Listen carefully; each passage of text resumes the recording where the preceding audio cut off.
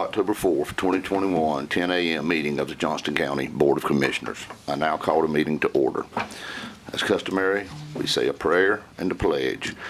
I'm going to call on Mr. Lauder for the prayer and VFW Post 5955 from Selma to lead us in our pledge. Please stand.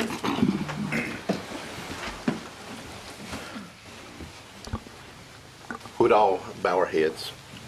Father God, we thank you for the beauty we see today that you've created. We thank you for an opportunity to live in the land of the free and the home of the brave. We ask that you put a special blessing on all those farmers in our county and all in the agricultural business on which this county is based. We also pray for the men and women who serve our country as well as our county. And we ask a blessing on us as we do the business of Johnston County today, that you would lead us and guide us in all that we do. For it's in Jesus' name we pray. Amen. Amen. Amen. I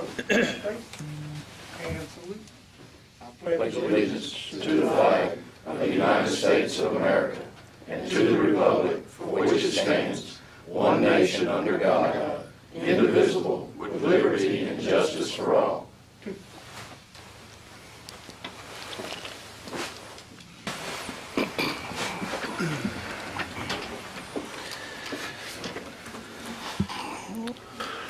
Okay, welcome. I'd like to give a special welcome to Captain Strickland, the guy that looks over our meetings, been with us for a long time. He was out for a short period, but glad that he's well and have him back. Thanks, sir. Thank you. All right, first on the agenda is approval and the discussion of the agenda. Mr. Chairman, I move the agenda be approved as presented. A second. We got a motion, got a second. Is there any discussion? All in favor of the motion? Aye. Opposed? Motion carries. Next on our agenda is consent agenda items. We've got A through F. You have it at your station. So move we approve consent agenda items as presented. Second. Got a motion, got a second. Is there any discussion? All in favor of the motion? Aye. Opposed? Motion carries. Next on our agenda is our COVID-19 and Emergency Rental Assistance Program updates. I would first call on our doctor. Good morning. Good morning. Happy Monday. Much better weather. Yeah. And a much better forecast today. We are doing much better. So I believe I put these up there for you all to look at. This is data based on our cases from the end of last week. So you can see we're over 30,000 cases. A month ago we were at about 28,000. So September was a pretty busy month with a lot of cases and a lot of deaths that we have. Right now we have 46 people hospitalized. That's down from 72 earlier in the month. We've had 319 deaths, and at the beginning of September we were at 280. Our hospital right now is 37 COVID patients, just to give you an idea of what's happening at our hospital. 9 that are in the ICU and on the vent. They had 4 deaths last week. And about 90% of those who are in the hospital and the ICU are unvaccinated. We've had reinfections, but you can see that's less than 1% of our cases. And our breakthroughs, we're at 650. That's about 2% of our total cases. When we look at our community transmission indicators, again, our trends are looking much better. Our case rate is now at 238 per 100,000. A month ago, we were over 500. Our positivity rate is down to 8.5%. That's the 2-week positivity rate. If you look at the 1-week positivity rate, it's about 7%. So those numbers are getting much better. And we are continuing to have a good bit of testing in our county, over 5,000 to 6,000 or so tests being done. So that does say that our community transmission numbers are going down, which is great. When we look at our vaccine rate, 52% of our eligible population, that's those who are over 12, are vaccinated, fully vaccinated, and about 46% of the total population is fully vaccinated. Our hospital is still staying pretty full. And they have continued to suspend non-emergent surgical cases. But they are reviewing that each week, meeting weekly to look at that. So I know they're reevaluating and looking at that currently. Right now, we have 11 outbreaks. A number of them are at our farm worker camps. And we have some at our nursing homes and one at a correctional facility. And we have no clusters at this point. So again, our trends are looking much better right now. We are continuing the plan. We've been giving all 3 vaccines at our health department 5 days a week. We've had a couple of mass clinics, and we're continuing to look at booster doses. The FDA Advisory Committee will be meeting middle of this month, the 14th, 15th, and 16th, to look at Moderna and Janssen boosters. Of course, they've already approved the Pfizer booster, which we're giving, and also looking at mixing and matching Pfizer and Moderna. So that's happening later this month. And then the end of this month, they will be reviewing Pfizer data for 5 to 11-year-olds. So we will hope to hear, I guess, by Halloween, if that has been approved. When we look at our county, we have about 21,000 5 to 11-year-olds in our county. So just to give you an idea of what that population is. And if about 50, 60% or so want to get vaccinated, that's going to be about 12,000 kids. So we're working and planning with our partners, our family docs, our pediatricians, to look at who's going to be vaccinating, and so we can plan ahead. Our next big clinic is going to be October 18th at North Johnston High School. We will be doing boosters there. We're not sure. We're waiting to hear what the FDA approves. So more information will be coming out about that soon. So again, everybody continue to do those things that we ask you to do that helps us decrease community transmission. I appreciate everybody doing that because it shows in our numbers. Everything is getting much better right now. Our health department and our teams have given over 57,000 doses of vaccine. So your health department team continues to work hard trying to get as many people vaccinated as possible. My report for today. Any questions for the doctor? What about the availability of vaccines, Doctor? Are you able to get them okay? Is there any problem there with obtaining the quantities you need? Not right now. Right now we're able to get vaccine.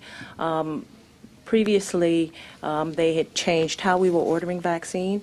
The state is now allowing us to order more from the state, but we also get transfers from other health departments. Right. Have you had a long enough history yet on the booster to get a feel for the reaction of the patient? Is it similar to the other vaccines?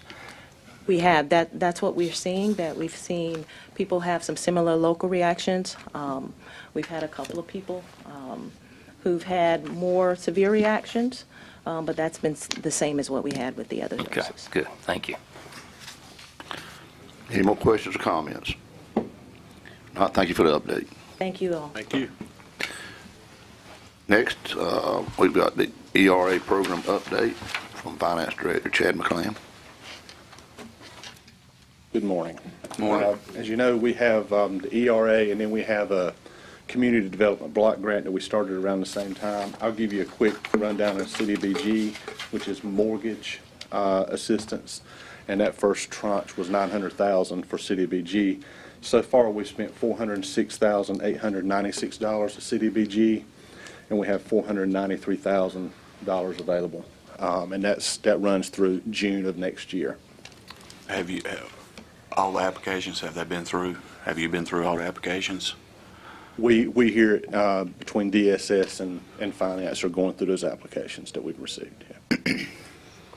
The ERA piece, we went live with Yardy September the 7th, so we don't have quite a month in. From the county's perspective, what the county did for rent and utilities outside of what Yardy did, we did $1.7 million from just the county. So that was great. What we're seeing now with Yardy, almost a month in, is we have $35,000 that's ready for supervisor approval. We have $455,000 in progress. We have $319,000 in applications that have yet to be reviewed. And as of Friday, we had an additional $638,000 in new applications. We have sent out so far $58,110. It's tough getting it out to start with because to meet the requirements of the grant, you have to get so much information you'd have to get some information from our citizens, and so that takes a while. It's a process. In total, we have spent, or it's been requested, about a little over $3.3 million. Now, not all of that will be possibly spent out because some of these applications, just a small percentage may be denied based on eligibility. But right now, the request and what's been paid has been about $3.3 million. What we've paid Yardy so far for the first month, they have 5 caseworkers and 2 supervisors.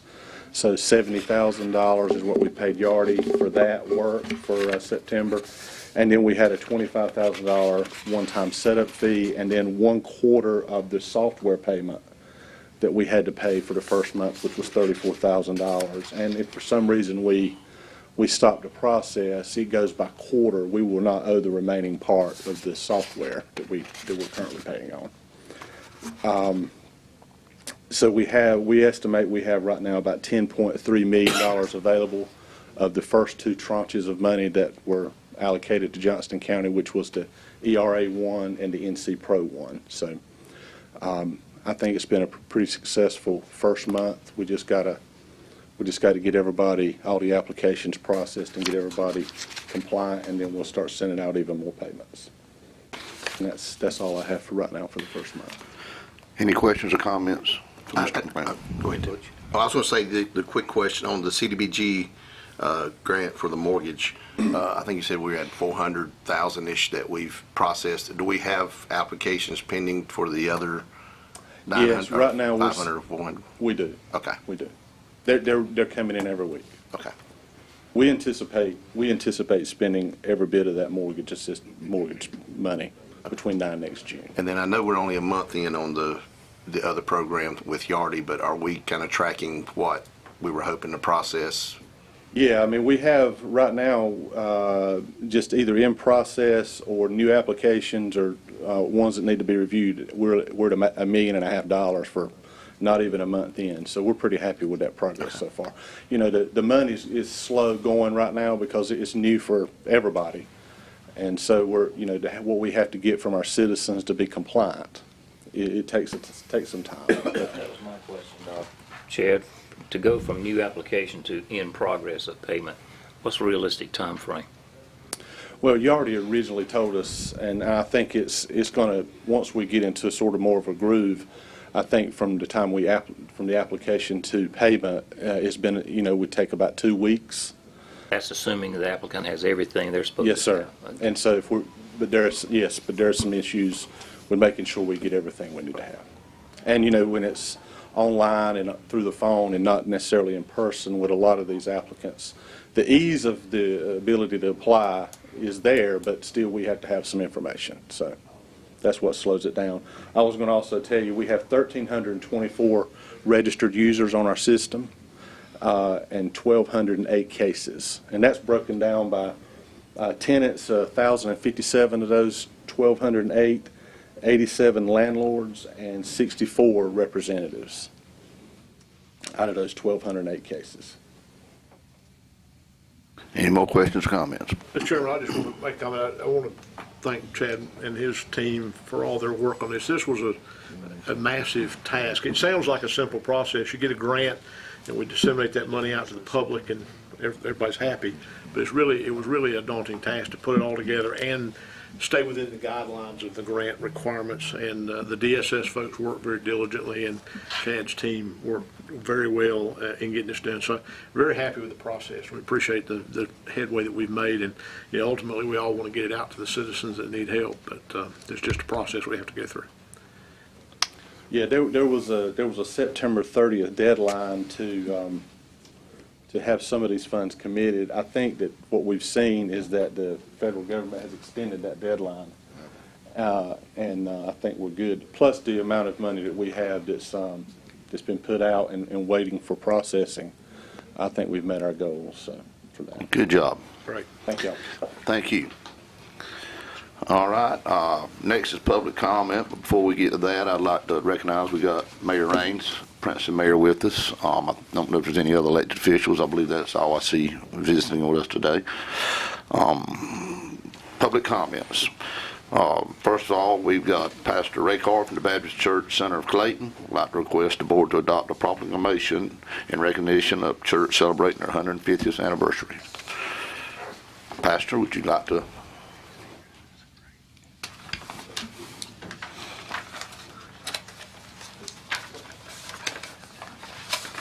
Thank you so much for allowing us to be here and for acknowledging our 150th anniversary. It is a blessing to serve here in Johnston County. I must say I do love Johnston County. I've been living here for 9 years now. It's a joy to be pastoring Baptist Center Church, just to know that we've been around for 150 years, sharing the gospel of Jesus Christ and bringing hope to people is indeed a blessing, and we thank you so much for this acknowledgement. Absolutely. We commend you and your congregation, Pastor. Thank you. It's a proud day. Thank you. Mr. Chairman, I move to adopt the proclamation. Second. We've got a motion, we've got a second. Is there any discussion? All in favor of the motion? Aye. Opposed? Motion carries. Congratulations to you and your church. Thank you for your service. Thank you. Appreciate it. Not nearly that old.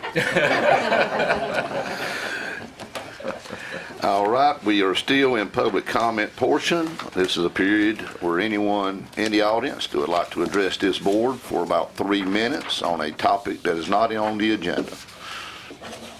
Is there anyone that would like to address this board with an item that's not on our agenda? If not, any emails, Madam Clerk?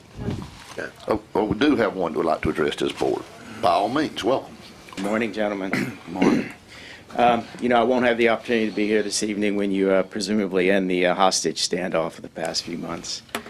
So I thought I'd come here this morning. Commissioners, in return for releasing to my children's school system badly needed funds for raises for bus drivers and TAs, teacher pay supplements, and the hiring of additional TAs for some of our low-performing schools, you have forced the school board to enact a confusing policy that addresses a problem that does not exist. This fake controversy and this overstepping of your authority has caused Johnston County to once again look like a backward, unwelcoming holdover from a different era. Why did this happen? Because you pandered to an unhinged, extremist minority. Some of the same people who embarrassed the county nationally a few weeks ago with that circus outside the school board meeting. Few people in the county really care about this phony controversy. I know that. I saw your emails. I saw that you didn't get that many of them from angry folks. You got a few from a few riled up activists, and that's it, really. This dishonest grievance campaign, built on disinformation and racial fear-mongering, is no doubt an attempt to suppress ideas and silence some of the voices of the past, voices that can uncover some of what happened right outside these walls. You see, a countless number of people were shackled, sold, and force-marched off to far-off places, separated from their loved ones, at auctions that took place right here at the corner of the courthouse. Some of you know that, but many folks don't. Cornelia Andrews, interviewed by the WPA in 1937, was enslaved by a Dr. McKay Vaden, who lived at the corner of Market and Front Streets, just a block up from here and pretty much across the street from where that KKK billboard would appear later in the future. As she recounted to her interviewer, I know that there was a big slave market in Smithfield in them days. I remember a man would bought 40 or 50 slaves at a time and carried them to Richmond to resell. He had big horses hooked to a cart. Behind this cart, he chained the slaves, and they had to walk or trot all the way to Richmond. The little ones he'd throw up in the cart, and off they'd go north. They said that there was one day at Smithfield that 300 slaves were sold on the block. They said that people came from far and near, even from New Orleans, to them slave sales. They said that way before I was born, they used to strip the slaves stark naked and gallop them over the square so that the buyers could see that they weren't scarred or deformed. What I could remember, they'd sell the mamas away from the babies, and there wasn't no crying about it. Why? Well, they get beat black and blue, that's why. Now, Of course, most of our history is not nearly that horrific. But our silence is about a part of our past that is so near to us, so clear, and that so clearly has influenced who we are, like it or not. These silences are unacceptable but still commonplace. Cornelia Andrews' voice calls to us from the past. She spoke her truth so that we might hear it. There may be some who are fine with suppressing that truth, but it cannot be erased by the race baiters and the fear-mongers. We can be better. We must be better. Commissioners, I hope you'll decide to do your part to make a better Johnston County and to make real efforts to help us heal and come together. Thanks. Have a good day. Thank you. Anyone else? Public comment? No emails, Madam Clerk? All Didn't right. give his name. An address for the record. Rick Mercer. Okay, next on the agenda is Proclamation, National 4-H Week. I think we'd like to call on Cooperative Extension Agent Courtney Stanley to present. Welcome. Good morning. So, for those of you who might not know me, I'm Courtney Stanley. I'm the 4-H agent here in Johnston County, and this is Meredith Wood. She's our new 4-H program associate, and we are so glad to have her as part of our cooperative extension team here in Johnston County. And I want to begin by thanking you for your ongoing support of Johnston County 4-H, what 4-H means and what the experiences that youth get to participate in with 4-H really are life-changing and very impactful. Beginning yesterday, it started National 4-H Week. The importance of National 4-H Week is so that youth are recognized for their 4-H achievements at the local level and around their local community, as well as to tell people about the different experiences that 4-H has to offer young people. And so I'd like to share with you today our National 4-H Week Proclamation. Yes, ma'am. Thank you.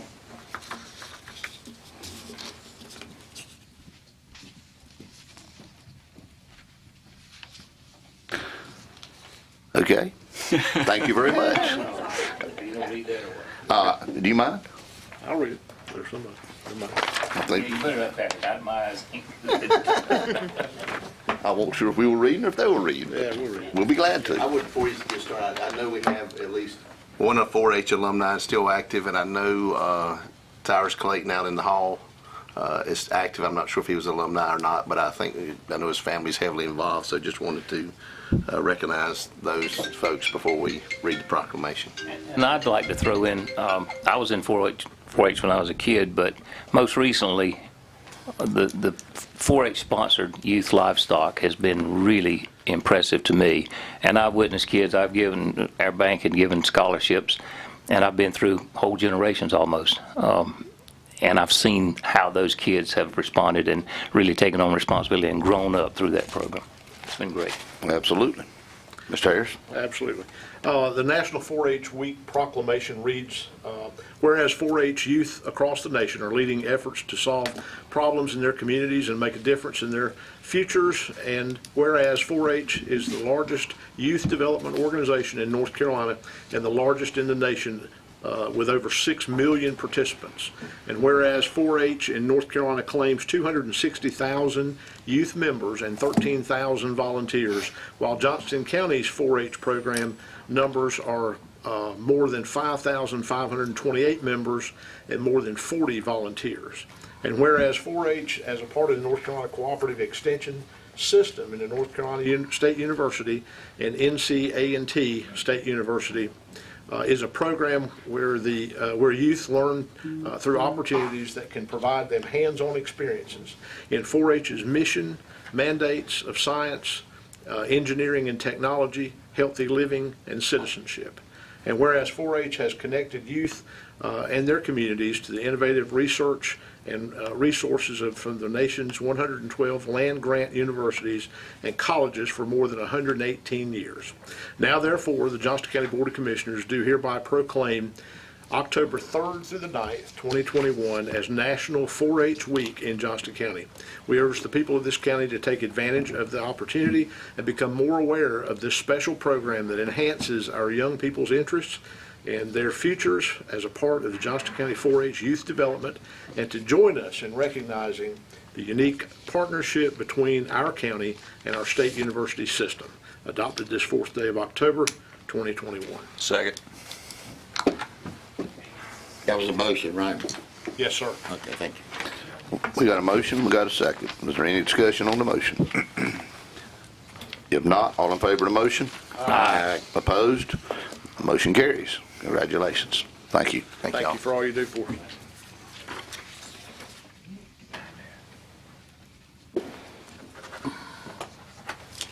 Thank you. Okay, next on our agenda is another proclamation, Domestic Violence Awareness Month, and we're going to call on our director, Ms. Johnston. And I think she has a board member with her. I do. Thank you, Commissioners.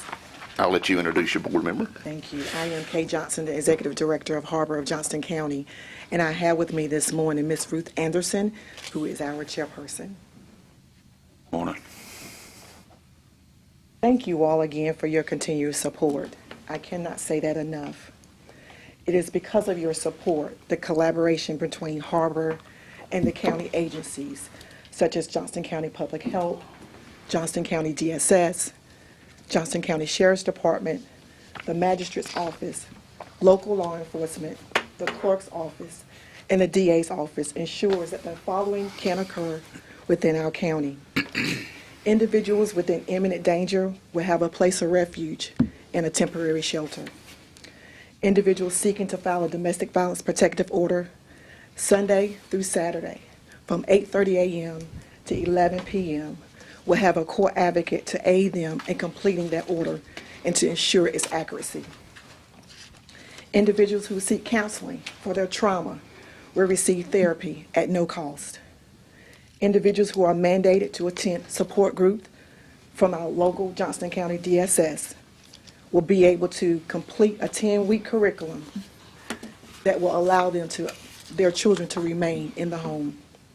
And finally, individuals who are victims of sexual assault, now as young as 14 years of age, will be able to have a forensic exam completed in Johnston County by an expert. The collection of evidence received during the exam will aid in the prosecution and adjudication of criminal cases. It is because of your support, Johnston County Commissioners, that we remain steadfast as an organization in assisting those who have been impacted by domestic violence. And for that, I say thank you. Thank you. Is there any questions or comments? Now, Ms. Johnston, you going to read the proclamation? I can. I don't mind. You Rick, yeah, Mr. I'll Lawler, be make glad a to do stab. it. Okay. A stab at this, and thank you for what you do and for the board does at Harbor. But here we go. Proclamation declaring October Domestic Violence Awareness Month. Whereas home should be a place of warmth, unconditional love, safety, and peace. However, tragically for many Americans, these are blessings that are tarnished by violence and fear. And whereas domestic violence touches the lives of Americans of all ages, leaving a devastating impact on women, men, and children of every background and circumstance, with a family's home becoming a place of fear, hopelessness, and desperation when a woman is battered by her partner, a child witnesses the abuse of a loved one, or a senior is victimized by family members. And whereas domestic violence remains a major public health, social justice, and human rights issue requiring particular attention, and its interventions must be with the inclusion of both women and men at all levels, whereas there is an urgent need more than ever to get involved, and whereas the wide prevalence of domestic violence and sexual assault, along with the shocking silence and inaction around these issues, compels all of us to come together and get involved to end the abusive violence in our relationships, in our families, in our communities. And whereas since 1984, Harbor Incorporated has been actively involved in addressing domestic violence in our community and has collaborated with numerous people and groups to respond, educate, and bring awareness to all people about domestic violence. And whereas Harbor Incorporated serves approximately 3,000 direct victims and others annually, would like to invite everyone to support October 21 as Domestic Violence Awareness Month. as it will be dedicated to the Everyone Knows Someone campaign. And whereas this campaign underscores the urgent need for involvement by taking action, speaking out, breaking our silence, and seeking help when we see this problem in our life, in our family, and in our community. Now therefore be it resolved that the Johnston County Board of Commissioners does hereby proclaim the month of October 2021 as Domestic Violence Awareness Month, and urges all citizens to observe this month by becoming aware of the tragedy of domestic violence, support those who are working toward its end, and make a personal commitment to get involved in the campaign Everyone Knows Someone. Make that as a form of a motion to adopt. A second. We've got a motion, we got a second. Is there any further discussion? All in favor of the motion? Aye. Opposed? Motion carries. Congratulations. And might I add, the work of Harbor takes a tremendous amount of pressure off of our Sheriff's Department, our DSS, and local tax dollars. They really do. So thank you for your efforts. Thank you for what you do. And that's very important to note. I have the opportunity to thank publicly Kay Johnston. This county is so lucky, and I personally am so grateful to have somebody like this leading our domestic violence program for our county, and we are so grateful for our continued relationship with you all, the county commissioners. Thank you so much. Absolutely. Thank you. Thank you. Thank you. Thank you for your vision. All right, next on the agenda, we have got the town of Princeton request for funding, drainage project. I know we have the mayor here, as we recognized earlier, and professional engineer Tyrus Clayton. Hey guys. Morning. Good morning. Feel like we've been talking about this for years now. Y'all left us last time with some instructions to get with county staff to go over some of the technical details of our request. We shared 4 memorandums and reports with the county engineer, Chandra, of some of the stuff we've been doing since 2017. She reviewed that. We had some questions posed to us by her and county staff on particulars about how our project could be supported, and I think we've put together a little, very short little couple slides here to hopefully address some of those questions. I'd like to run through them real quick. If you could, sure. So, one of the questions was, what money has Princeton been allocated through the ARPA funding? Currently, Princeton has been allocated $222,000, $769, in ARPA funding. Right now, they have accepted that funding and have obligated all of that towards their drainage improvement projects they have identified in the town there. In addition, some of the recent projects prior to the ARPA funding, Princeton went after and obtained funding through Golden Leaf for 2 significant projects there around downtown area that totaled a total of $1.5 million in funding. They have actually gone to construction on both of those projects. They are actively working on those projects in downtown Princeton right now. So if you end up driving through town, you'll see the contractors are actively putting new piping, stabilizing some ditches, and replacing culverts. They're in downtown. The projects we've actually got before you are projects that we have not begun construction on.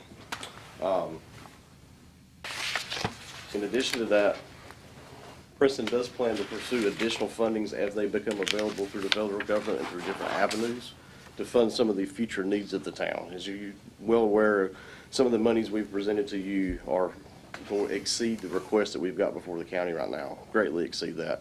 We're looking at a pretty significant need in the town of Princeton, many million dollars worth of work there. So we're going to actually pursue some of that ARPA funding that hopefully is going to come out through some different avenues in the future to hopefully supplement what we're actually requesting here today. One quick question. Yes. The $222,000, was that all of the money that was allocated for Princeton? Yes. Okay. That's the entire amount allocated towards the town of Princeton. Okay. Thank you. Actually, that's our first half. First half. Okay. I'm sorry. Yes. Should clarify that, yes. That's the money they have in the bank right now. Okay. Not forthcoming. We do have some immediate needs from additional funding right now for an active project we're pursuing that we've already got participation from NCDOT to assist with. They're ready to go to work now. DOT is on their portion of the project. It is imperative that we complete our work at the same time they do to make the project a success. We're currently in design with anticipation of having that project out to bid within the month. So to sort of summarize our most current needs, I know we threw a lot of numbers at you previously with previous presentations. We've got two main projects we're looking for funding for. One's in southern Princeton for a total of $395,000. That's made up of two sub-projects, the South Pine Street project and the South Walnut Street project, which is totals $395,000 for $350,000 for South Pine Street and $45,000 for South Walnut Street. And then a little bit farther down the road, we're looking to fund the Beaver Dam Creek Phase 2 project for a total of $320,000 for a total of $715,000. The currently proposed drainage projects involve quite a different arena of different improvements. We'll be looking at installing larger culverts for road crossings and regrading ditches, especially on the southern side of town. That's where DOT is coming into play, is they're actually agreed to participate in their DOT right-of-ways to replace some of those culverts where it crosses their right-of-way. This project will decrease flooding. It's going to prevent loss of private and public property. It's going to have a definite health benefit from just the decrease of flooding and the health implications that come from floodwaters, stagnation, public nuisances such as mosquitoes and vermin and stuff that comes around from floodwaters constantly backing up. It's going to enhance public safety and remove, like I said, the health risks associated with flooding. The South Pine Street and South Walnut Street project there is going to benefit a total of 119 residences within the town of Princeton. Have participation from NCDOT. Right now it's currently under design and we have it scheduled to be out to bid within the next 30 days. And hopefully in construction by the end of the year and be completed by spring of 2022. The Beaver Dam Creek Phase 2 project, which we've anticipated costing about $320,000, which is not currently in design yet, actually has a larger benefit within the town. It will benefit about 228 residences and a total of 52 businesses. We are currently in the pre-design and easement acquisition phase, and we hopefully go to construction on it towards the end of next year. The total of this benefit of both of these projects actually going to benefit a total of 54% of the residents of the town and 73% of the businesses. Just to sort of give you an idea of what the economic status of the town of Princeton is as a whole. I mean, y'all are very aware that Johnston County as a whole has been doing very well over the last several years. Y'all have had a lot of growth. A lot of people have moved into the county. Looking at the census data, the last published census data, which was 2019. Now we are currently hoping we'll see some new data come out this month for 2021. The median household income for town of Princeton was $24,917. That's a pretty significant number compared to the rest of the county. Johnston County as a whole had a median household income in 2019 of $59,865. That's almost a 41% difference between Princeton to the rest of the county. And then you look at that compared to the state, that's even a more significant difference. So Princeton is in some need of some assistance. Just to show you the impact of these two projects, I don't know if you can see the lines we've outlined there. The South Pine Street or Southern Princeton project is the orange and green outlines on the south side of town. And then the next project we're going to undertake is the Beaver Dam Creek Phase 2 project, which is outlined in yellow. That is the drainage area that those two projects will impact. As you can see, that's a pretty significant portion of the town of Princeton, which is the gray hatched area. So we are hopeful that y'all will entertain any assistance you can give the town of Princeton towards these projects. We have hopefully answered a lot of the questions the county staff have come up with as far as the impact of these projects and some of the list of questions they've developed to sort of entertain how this would be a project that would be worthwhile to the county. I'm here to answer any questions if you may have any. Any questions or comments? I was just say, I appreciate the information. I know staff had, I know it's a kind of a long list, but I appreciate you addressing those. I did have, and this may be a question that you can answer too, but the other 222 coming in part 2, is that obligated to other projects, or is that something that may be used on future projects? Maybe not necessarily storm drain projects. It hasn't been officially allocated, but the board's focus right now is drainage project. Okay. I didn't have any other questions, but I didn't know, I know we've got some information coming on what our policy might be, but it may be beneficial for Princeton and other folks to kind of hear what that is before we provide an answer to this particular question. Would you like to give a little? Well, I was going to ask staff to do that. Okay, would you like them to do that now? Yeah, I think we can do that now. That'll maybe help people understand exactly what we're trying to do and how this fits in to our plan. Thank you, Mr. Lauder, Mr. Chairman, members of the board. Before I get started, I wanted to give you a couple things to take a look at as we're talking through things today.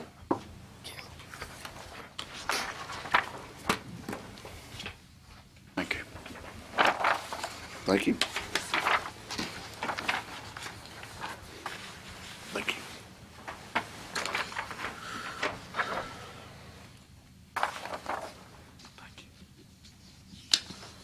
What I've provided you is a little bit of information to sort of help acclimate you and the public as to what we focused on after our meeting on September the 20th.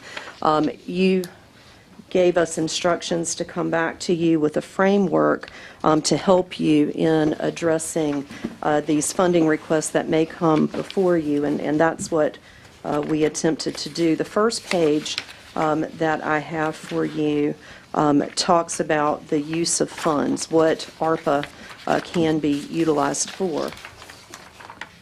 In thinking through this, we have heard this board talk about its priorities, and those priorities that we have heard has been infrastructure, infrastructure, infrastructure. And so that is what we focused the proposed framework on, which is infrastructure, meaning water, sewer, and stormwater. Those were the three areas in which we chose to focus. One of the questions may be, why did we not choose broadband? The reason that we did not choose broadband for this particular framework, number one, is because the county is working with a broadband consultant and has a plan with regards to broadband, number one. Number two, we are hearing that there are going to be state funding opportunities for broadband. So we did not want to confuse broadband with these additional infrastructure projects that might be available.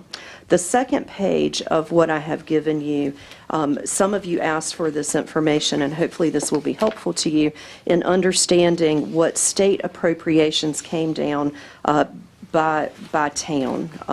And these are ARPA appropriations, and I also gave you the population numbers for those particular locations. One of the things that we talked about in our staff conversations is that as we are looking at these infrastructure projects, perhaps we should not get too tangled up in those population numbers, because a piece of pipe in Micro is going to cost the same as a piece of pipe in Clayton. So we did not want to get too tangled up on those population numbers, but I did want you to see what that total appropriation was and the percentage of appropriation by town. So that's the second sheet that you have. The third sheet that you have is a proposed framework for municipal funding requests.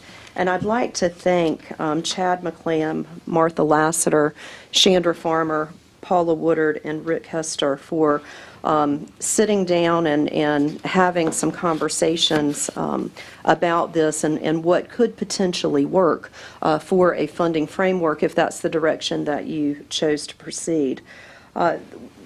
We heard three things on September 20th, and number one was a public purpose. Number two, what is the impact? And number three, what would a budget look like for such a program? And in our conversations, what we came down to is a proposal of $5.5 million appropriated from general fund for infrastructure request using a request for proposal process. And that request for proposal process would allow municipalities to apply for funding. And we chose a proposal deadline of June the 30th of 2022 to align with the fiscal year, but certainly that's up for discussion, as is all the other things that we talk about today, because certainly this is just a framework and a proposal that staff is presenting to you. We wanted those proposals to be evaluated with established criteria, and the projects be selected based on those project requirements and what would best fit the needs of Johnston County. And so in order to leverage this one-time funding opportunity that has been received by the municipalities and by the county through ARPA, and when we talk about the ARPA money, you know, we've got $40.5 million in Johnston County that's been appropriated. And from our perspective, every bit of that money could be utilized by Johnston County and its public enterprises with water and sewer projects. And in fact, as you know, we've got more than $40.5 million worth of needs. And so the reason that we are recommending the ARPA funding stay with Johnston County is because we know that those projects qualify, and the monitoring and whatnot could be taken care of through Johnston County. And frankly, as Mr. McClan pointed out, that's less money that Chandra will have to borrow in the future. And so that is one of the reasons that we are recommending that the ARPA money stay with Johnston County, but recommending a pool of $5.5 million from the general fund. But what we were thinking about is in order to have these projects come to you and be considered for funding, that we leverage those resources that these municipalities have received. And in order to do that, we came up with some concepts of what those project requirements ought to look like. And I appreciate the town of Princeton talking through some of these issues with us and answering a lot of the questions that we had in their presentation today. One of the things that we heard you talk about, and one of the things that we were concerned about, was the impact that this funding could potentially have, and we appreciate them sharing that information with us. We came up with some bullets on project requirements. First of all, that the project proposed to you be ARPA qualified for a water, wastewater, or stormwater project per the Treasury guidelines. Number two, that the municipality has accepted the ARPA funding appropriation, so we can look at this as a supplement to funding, not just funding all on its own. The third thing, that it meets the public purpose and fall within the county authority to fund. And fortunately, because we know that water, wastewater, and stormwater can be handled by counties, and we also know that we have the ability to enter into interlocal agreements with municipalities to perform functions that if we limit the scope of the projects to these types of projects, then we can meet that public purpose guideline. The other thing is that we wanted to make sure that these projects identify and address a need related to health or economic harm, so that they're filling some type of need for that, and that we support equitable outcomes to impacted populations. And that goes a little bit to what we were talking about, that don't rely just on the population numbers. Let's look at other things related to demographics. Also, that we leverage and align with other funding sources. So who are your partners? Where's your funding coming from? And then have a lasting impact. How will this project impact our citizens moving forward? We also want to know, we want to have some reporting with regards to the project so that we can monitor that project impact. And then finally, we would want the program and its participants to comply with all the provisions of a funding contract, which would essentially be an interlocal agreement between the parties. And to align with ARPA, the last thing that we would be asking for is that any project coming under this particular program that all the work and the funds be completely taken care of by December 31st, 2026. So those would be the project requirements. I gave you a bullet point list of evaluation criteria, which is very similar to what the project requirements are, but these were our thoughts in at least providing you a place to start with a framework. Yes, sir. Mr. Chairman, if I may, we've all, I think, at various times been critical of the state's approach to their tiering system, 1, 2, and 3, because of the various differences within the county. Would it not be appropriate to also utilize a tiering system in this project so that some towns may be a Tier 1, for example, as opposed to a town that's a Tier 3, and maybe having a weighted average towards that Tier 1? We talked about that, Mr. Godwin. In fact, we spent quite a bit of time talking about a proposed tiering system. And one of the things that we came away with from that is that while it is important to look at those demographics and perhaps look at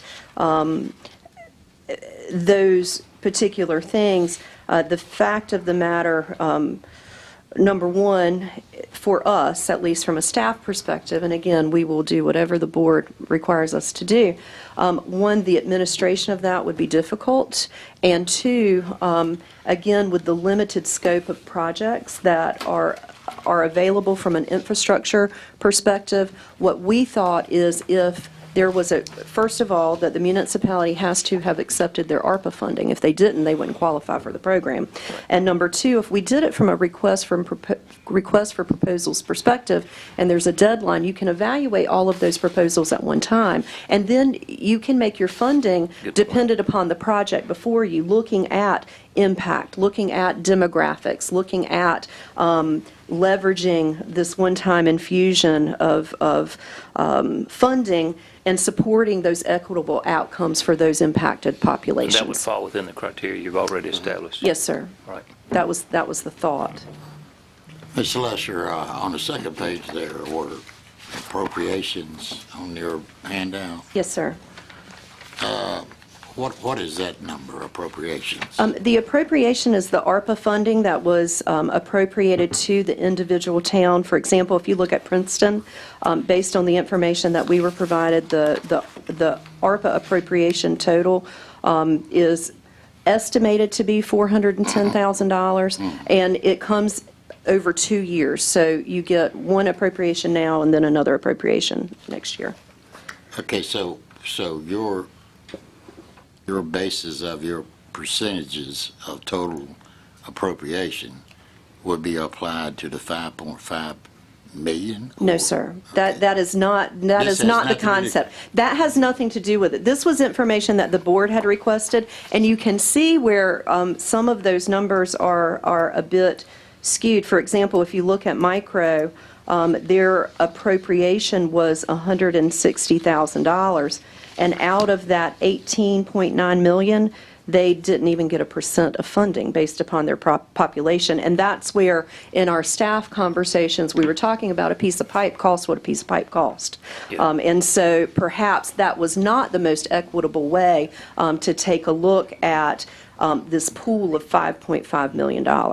And in evaluating the projects as they come before you, the evaluation criteria would include the amount of funds that were requested. Is it an ARPA qualified project? Tell us about the need. Tell us about the impact. Tell us about the equity.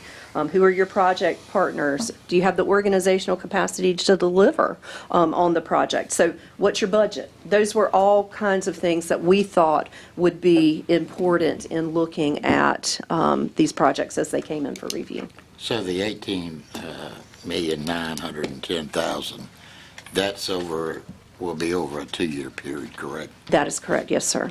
And again, these are estimates based on the 2019 numbers, and there's a very complicated CDBG factor that comes in. So these numbers are very, very close, but they could be a little bit different, and Chad can explain that a little bit better than I can. But these numbers are estimates, and they're very close, but they might they might be a little bit different based on this equity calculation that comes into play. So in our county appropriation, some $40 million, that's also on a 2-year plan, is that right? Yes, sir, that is correct. Okay, so the 5.5 million in all reality would be recovered over a 2-year period, correctly? But however, under your proposal, you're saying take the money out of general fund. Yes, sir. For ease of administration, we felt that the general fund might be the best place to fund this, knowing that we can utilize the ARPA money that has been designated to the county for county projects, but also knowing that these municipalities have valuable projects that are ARPA qualified that may not make the entire they may not have been appropriated enough money to get the project finished, so to be able to assist and supplement with those projects. Thank you for your answers. Yes, sir. I did have a couple of comments. One is when we walked out of here 2 weeks ago, I had no idea y'all would hit so close to the target on the first try because I think there was almost 7 different opinions on what we were all looking for. So at least I think the consensus is that you have come close to the target on the first. And there's always 7 different opinions, and yeah, luckily we finally got one. Yeah. So in the final, but I do like the framework, the requirements, and the evaluation criteria. I think they are fair, and as you had mentioned, they are equitable. Not tied to percentages of county population or anything like that, but it is equitable, and it provides an opportunity for all 11 towns to bring projects forward to that. So I don't know what we need to do if we need a motion or just consensus of the board to direct staff to finalize this framework. And for clarification, Commissioner, whatever we do for Princeton is outside of the realm of what we're going to do here, is that correct? No, I would say this would be a preliminary part of that approval. I think what they've asked for. I think Princeton's request got us to this formula. Yeah, I think if I was going to kind of handle it separate, but I think that this falls within the framework that Princeton's request, falls in. Understand it that way. I'm sorry, I didn't understand it that way. So if you let me go, I'll take another step. Is they have 2 phases in their project. One is a $395,000 project. I think that falls clearly within this framework of what we're looking at. The dollar value at the full project is $715,000. I don't know what other towns are going to have, but to me, if we approve something that's already more than 10% of the budget, then that may take away from other opportunities of other towns. I think this should be part of that pool of the 5.5, and let's approve phase 1 of this for the 395. They can resubmit, or they can submit phase 2 with the pool of the other towns. And based on what I've seen today, it's a very impactful project. So it may get fully funded when all the other towns are coming in there. So what I'd like to do is move forward with their project because they've got 30 days they won't be bidding it in. And so let's move forward with that. With phase 1. With phase 1. Of this formula we got here. Should the motion be to approve this formula?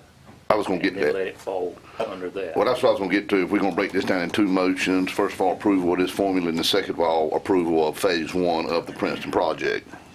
Mr. Chairman, I make a motion that we accept the report from staff and that we approve that as guiding this issue. I second it. Okay, we discuss in a minute. We got a second. We got a motion and we got a second. All right, now we enter discussion. Just one question, Mr. Chairman. The 5.5, we all know that some of these municipalities do not have water systems, do not have sewer systems. So are we locking ourselves in with that motion at the 5.5, or is that number negotiable? I mean, what if we only spend 5? What if we need 6? I mean, would anybody like to address that? Yes, sir, Mr. Wood. The 5.5 was just a guide. If you average it out with 11 towns, that's $500,000 apiece. But we know that, like you said, there's some towns that are a little heavier with infrastructure than others. And so the board can certainly tweak it as you go. We just thought infrastructure was a good place to start. It may be that everybody's not exactly 500,000. It may be a little tweak here and there, but it was just a guide. And what we would need to do from a staff standpoint is budget those funds in the general fund as you start to work on the FY 22-23 budget. And also, one other quick point, I know that was mentioned, Mr. Slusser did a great job putting that on one page, but is that the ARPA funds requirements too they have language in there about having projects in place by 2024, have to be spent by 2026, but we could work with all the towns on that.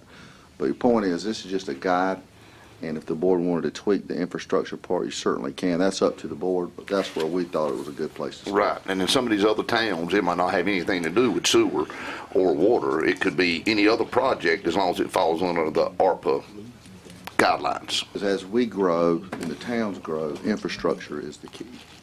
But certainly, if the board wants to tweak that, we'll work with the board however you like. Okay. Mr. Hester. Yes, sir. Point of clarification, and I apologize it being Monday and it don't sink in.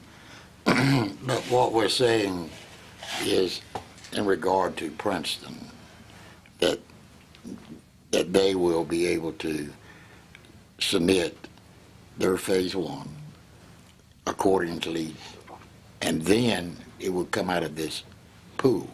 All right, will they then be able to submit another project? Or Well, I think what was mentioned is if the board has interest in funding phase one up to 395,000, which is an estimate, not a bid number. And then Princeton could come back and make the request by, I think we had 6/30/22 on there for phase two or part of phase two. It might just be partial funding. And right, some towns might not utilize their money, so we can pull that pool down to assist on the project. So there's we got a lot to do. And we're not really saying a hard $500,000 on each one. We just thought it would be easier to analyze all the applications together. But I think what Mr. Lauder might have said was that since Princeton came before all this started, go ahead and do phase one up to the 395 or the bid amount. I'm sure that motion will cover how to do that. And then they can come back with the application for phase two, and the board could do partial or whatever the board decides to do. will if they come back, with this, whatever the amount of this board approves, will be added to what they've also requesting? Added, in other words, I think the board... For math, if we do 250,000, okay? So they've had 250,000 allocated. Okay, what if they come back with another project? The total amount allocated to Princeton will be whatever they request next, plus the 250,000. I think, and I may be confusing things, but I think this board was just looking at, out of that general fund pool of 5.5 million, go ahead and do phase one, which who knows, the bids may come in at 350 to impact the local part of it. And then they come back and the board might say, you know what, 150,000 for the next phase. They're not locked into that 500,000. That's right. That's a template. It's just a template. The thought was to have a pool, and then you could evaluate each of the proposals, and you can fund at whatever level you choose. It's not limited to $500,000. It's not. It doesn't have to be $500,000. I think the concept was, at least in talking with it amongst staff and with some of you previously, is that perhaps, we have this evaluation criteria, let staff score them for you, and then bring you the projects, and you make a determination once those projects have been evaluated. And so there may be a project that comes in that is a $700,000 request that's recommended. It just depends on how does the project score once it's submitted. Okay, for simple math, if we approve Princeton today, whatever figure it is, Yes, sir. they come back, they're still eligible to come back for Yes, sir. a future request. Yes, sir. And An amount to be determined. an amount to be determined, Yes, sir. and we're saying the ceiling may be 5 million, or it may not be, Well, based on how the money You know, is. we're definitely recommending that the ceiling is 5.5 million total, but as far as how it's Oh, divided I was out- talking about 500,000, half a million. Oh, I'm for- sorry, I'm for- sorry. for- We're saying that's just a guide. It could be a little bit more, a little bit less, depending on what all you get at one time. And I'm glad that Ms. Slusser said that, because from a staff perspective, we will certainly evaluate those and bring those back to the commissioners as recommendations. Okay, thank you for it. Yes, sir. Mr. Manager, can I ask you a question? Yes, sir. Okay. Let's just say we approve this $5.5 million, Yes, sir. which I made a motion to, and I'm all for doing that. Yes, sir. And according to Commissioner Lauder, I think whether he has or hadn't made a motion, that we would fund the 315. So that's pretty mellow, $395. Yes, sir. or whatever. All right. If they come back with a second request, and we know they're going to get another $200,000 of ARPA funding, it seems to me that at that point in time, we would evaluate how much of that request they used as to how much we did. So Absolutely. that gives us that flexibility. Is that the way you understand it? Yes, sir, That's the way I absolutely. And I understand think this whole, the policy that Ms. Slusser put on one page there, I think that all that stuff will be taken into consideration. I really want to commend the staff for doing yeoman's work, coming up with a plan. You know, it's always nice when you go spend people's money to have a plan, and we're spending taxpayer money. And we now have a plan. You've done a good job, and you simplified it so that even 7 commissioners could understand it. Well, I Maybe got 6. As y'all know, I was away, and the team that she mentioned really did a great job on this. Absolutely. Thank Absolutely. them. Okay, we're gonna do this item first, so we have got a motion, a second. We've had thorough discussion. All in favor of the motion? Aye. Opposed? Motion carries. I believe we might have a follow-up motion. Yeah, I'd like to make a motion to approve Phase 1 of the Princeton Stormwater funding request based on actual project bid award in an amount not to exceed $395,000, and that any available state or federal grant funding for the project serve as primary source of the funding, with county contribution being a secondary source. And I will add, if the bids come in over $395,000, that they would bring that back to us for further consideration on our part. I second that. We've got a motion, we got a second. Is there any discussion on this? All in favor of the motion? Aye. Opposed? Motion carries. Thank you, guys. Thank you, Princeton. Thank you for your patience. Thank you, Butch, and staff, once again. We want to thank y'all. It's about a $3 million project. We are moving forward on the southern part of the project. And we do have other water and sewer needs, so we will be back.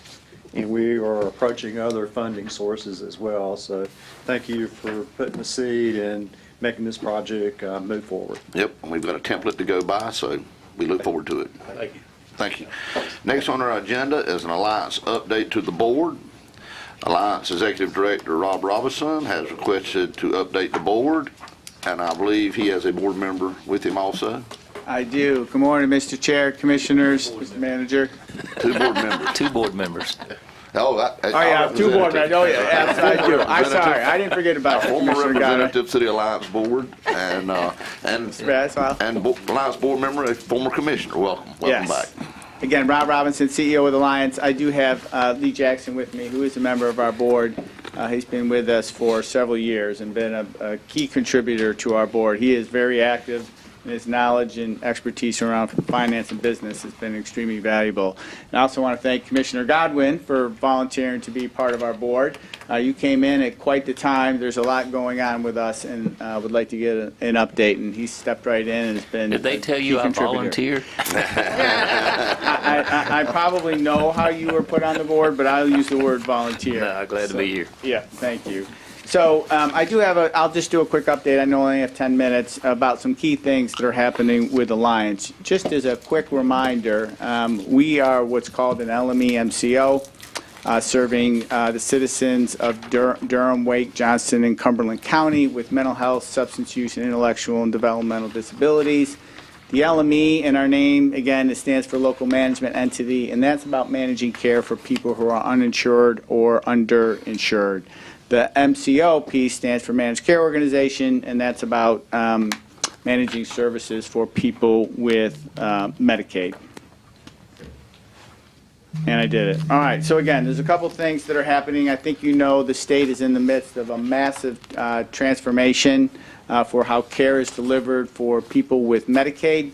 Essentially, they're bringing in managed care. There are two type of managed care companies, health standard plans and Taylor plans. Standard plans went live July 1st. There are 5 of them serving Johnston County. They will serve the majority of people with Medicaid in this county, roughly around 80%, and they're responsible for the physical health, mental health, and the pharmacy benefit for people with Medicaid that are eligible. The Taylor plan, now that's the one I'm most interested in because that's the one we're going to become, sometimes referred as a special needs plan. If you're familiar with health care and Medicare, we are scheduled to go live July 1st, 2022. We'll be responsible for people with severe mental health, severe substance use disorders, and everyone with an intellectual and developmental disability who is on our innovations, in our innovations program or on the innovations wait list. Another big change that's going on, I think you may be familiar with this as well, is Mecklenburg County and Orange County has asked to leave Cardinal Innovations, which is another LME MCO, and realign with Alliance. The county commissioners from both of those counties approved that, and then the secretary approved, and we are scheduled to go live in those communities on December 15th. So with the addition of getting ready for Taylor plan and also taking on Mecklenburg and Orange, we are in the midst of hiring over 450 people. If you know people that are interested, there's lots of applications on our website, but that's another big task. And we're doing all this while trying to maintain quality services for the people that we currently serve, which is number one. All right, so here's the map. I don't know how well you can see it, but this is the map of the LME MCO. When Cardinal lost Mecklenburg and Orange, they determined that they can no longer sustain themselves, so the remaining counties were essentially divvied up. Bahia is going to take over the operations of Cardinal starting sometime in the spring. Alliance is now in the purple, pink, I'm not sure what color is that, mauve. We have one of these maps. You got one of those maps, outstanding. Mauve. Geographically, we're probably the smallest, but in terms of revenue and number of people, we are by far the largest. We primarily serve all the urban areas within the state. So Taylor plan population with the standard plans coming on board. Most of the Medicaid people went over. We've lost the number of people that we're responsible for serving, but we did pick up the responsibility of managing the physical health as well as the pharmacy benefit for those populations, right? So that our revenue will actually go up even though we lost a lot of folks. Those with mild to moderate mental health issues went over to the standard plans. So as you can see here, these are the number of people when we go live as a Taylor plan that will be responsible for serving. And in Johnston County, you can see the number is about almost 4,000 individuals. And we'll have a total population of about 50,000. All right, the timeline, you can see just real quickly, July last year, standard plans went live. We were awarded a contract around that same period to operate the Taylor plan. That was a rigorous review that was reviewed by some states and consultants. We made it through there. December 15th is when we're scheduled to take on responsibility for care in Mecklenburg and Orange, and then we go live as a Taylor plan July of 2022. All right, another key piece. With the addition of Mecklenburg and Orange, we needed to restructure how our board how many members were on our board per county. This was required by law. Our board was very thoughtful about it, went through a process which included seeking feedback from all of our existing 4 counties, and we appreciate you guys taking a look at that. On September 2nd, the board voted for the following restructuring. As you can see, Johnston, number of members on our board did not change with 2. If you look at the formula and you know the counties, it was essentially based on population size. There was a number of ways we could have looked at this, and this is what the board settled on. So I want to give an update on a couple of things happened in this community, either new or just some latest programming that we're involved with. First is we did set up, this happened in 2019, set up a day treatment program for youth with mental health issues. That program is operated by Hope Services. We've also had a concerted effort to increase the number of trauma-informed assessments for people that would need that. This is typically for kids that have been abused or experienced some type of trauma. The goal was to intervene and get them assessed and get them the treatment needed so there was no disruption in placement and make sure they return to normal functionality. Also, another key piece of the program here is we have, we're the only LME and NCO in the state to operate TBI or traumatic brain injury waiver. The state will eventually go statewide, but it's piloted here in this community, in our 4 communities. Right now, there's 15 people from Johnston County enrolled in that program. Or are in the process of enrolling. There are slots available. If you know someone with a traumatic brain injury and they are interested in enrolling in this program to get more services and supports, please have them contact us. You can call our hotline, 1-800-910-5132. Happy to provide that number, and we can get them enrolled. And then lastly, you should be very proud of your Johnston County Community Paramedicine program. This is a unique program. It's not available everywhere, where they responded to over 660 individuals in a mental health crisis. The goal of that program is to keep people unnecessarily out of emergency departments or jails or anything else. And my understanding is that about 40% of those folks did not have to end up in the ED. And I feel comfortable in saying if it wasn't for the work that they did, 100% of those folks would have ended up in the ED.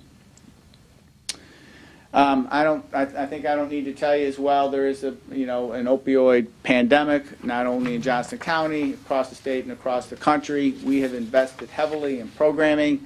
In fiscal year 21, we served almost 200 people who are uninsured, 130 other additional folks with Medicaid, and we spent over $1.3 million in service.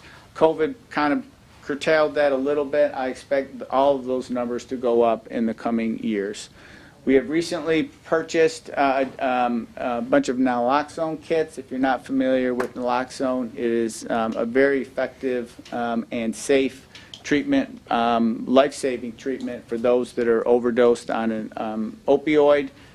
We are going to be distributing those to this community. A couple other things real quickly. Last slide. We have our staff have trained over 2,500 Johnston County public schools on youth mental health. There's a curriculum to that. The focus of that training is to be able to identify signs and symptoms of mental health and make sure they understand how to access services. We also, our staff, we were proud of this, they've established a Little Free Pantry is what they're calling it, which provides non-perishable goods, toiletries, those kinds of things. It's available free, of course, to the community. We've identified 3 of them across Johnston County, one in Smithfield, Selma, and 4 Oaks. And they're located in the property of a local church. We work with those churches to make sure that those pantries stay stocked. We've also provided a 6-part mental health training series for the East Coast Migrant START Project. We have trained 15 staff members there. And then lastly, we partner with Johnston Health to provide Hep Can't Wait in order to highlight World Hepatitis Day. This was a training, again, that we partnered with Public Health, and we offered that to the community. So that's the update. I know that's a lot. There's a lot happening. We've come a long way from the Community Mental Health Center, but the system is moving rapidly and fast, and there's a lot going on. And if you have additional questions, I'll be happy to answer them.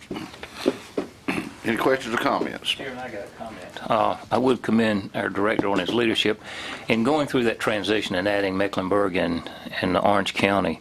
Some of those existing counties actually agreed to give up some seats on the board. So I thought I was really impressed with the cooperativeness of the board and working together through that process, because they gave up 2 or 3 seats, some of them did.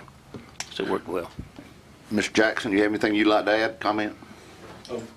First off, I'd like to say thank you. For the people at home. Forget about the IT portion of this. I'd like to say thank you for all that y'all do. And I would like to go ahead and tell you that it's very important that we continue our alliance with Alliance. They do a whole lot. Mental health is a huge issue, especially when you realize that mental health encompasses alcoholism, drug addicts. And I think that if Sheriff Bizzle was here, he'd say that most of the calls he has are related to somebody with some type of mental health type issue. So what Alliance does is very important. And what y'all do is very important too, and it's appreciated. Thank you. Well, I'm sure with your background, professional background, you bring up a great asset to the financial side of things. And as we told Harbor earlier this morning, it's a tremendous relief off of our system to have organizations like this, as you just very well stated. Yes, sir. Yep. Thank you, Thank you. Thank you. All right, we're moving along. Next, we have 911 communications, approval of public safety paging product. Our 911 director, Mr. Brett Renfro, to present. Morning, Mr. Chairman, Commissioners. You have before you in your packet a project that we have felt like needs to be taken care of and addressed. Is a public safety paging project for our fire departments, our EMS departments within the county. We've had some challenges in the Kinley area. We have partnered with Chief Whitehurst with the Kinley Fire Department. He has agreed to grant us space inside of his building. He has a small tower that will meet our needs on his property, and he has generated power should the commercial line power fail. This is not a Kinley Fire Department project. It's just he has the infrastructure which is needed for the project without us having to build that infrastructure off-site somewhere else. And it will benefit the Antioch Fire Department. You can see in your packet some of the departments, that northeastern corner of Johnston County. Kinley, Micro, Antioch, Bethany, Pine Level, and Princeton. Will help the paging in that area, and we're building a dual system, VHF and digital, which is the way all of our other sites are.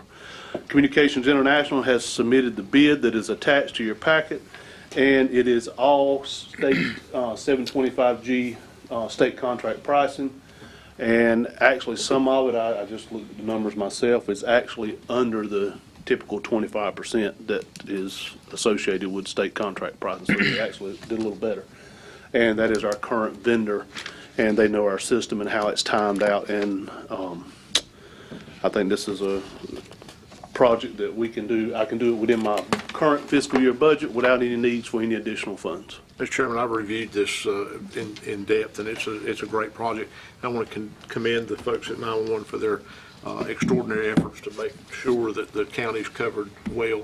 And thank you, Chief Whitehurst, for being willing to partner with us to do this. With that, I make a motion we approve this request. I'll second. We've got a motion, got a second. Is there any more discussion? All in favor of the motion? Aye. Opposed? Motion carries. Thank you, gentlemen. Thank you, Mr. Renfro, for what you do. And thanks to Kinley Fire Department again for your participation. Our operations manager, Morgan Harris. Thank you very much. Thank you all. Next on our agenda is JCATS, Request County Match for Community Transportation Program Grant Funds. We're going to call on Executive Director, Mr. Neal Davis. Good morning. Good morning, everyone. Excuse me. I'm Neal Davis. I'm the Executive Director of Community and Senior Services, here to present the FY23 NCDOT Section 5311 Community Transportation Program Grant for and this is our application for the Johnston County Area Transit System, or JCATS. This program is intended to enhance the development and improvement of community transportation systems in rural areas.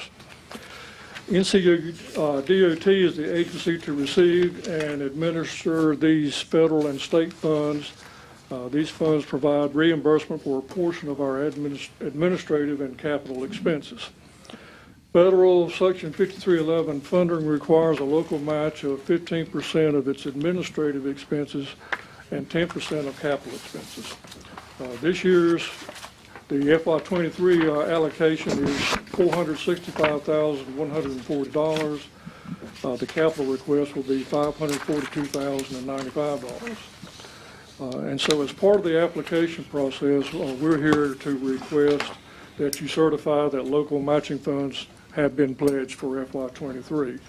And that amount will be $123,981.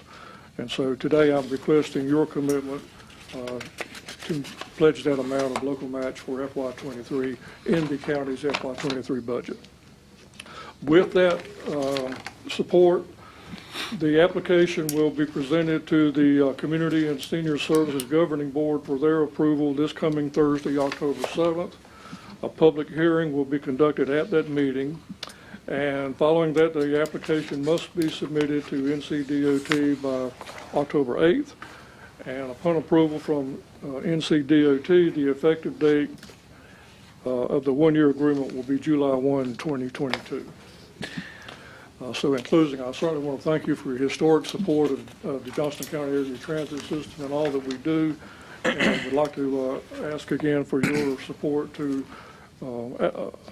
designate a local match of $123,981 in the FY23 county budget. And this is nothing new. No, Mr. Chairman, this is something we've done in years. I guess they want to know that that we'll set aside funds when they make that. So based on that, I move to approve the match in the amount of $123,981 for fiscal year 2022 and 2023, and adopt the resolution authorizing Neal Davis to execute and file the application. I second it.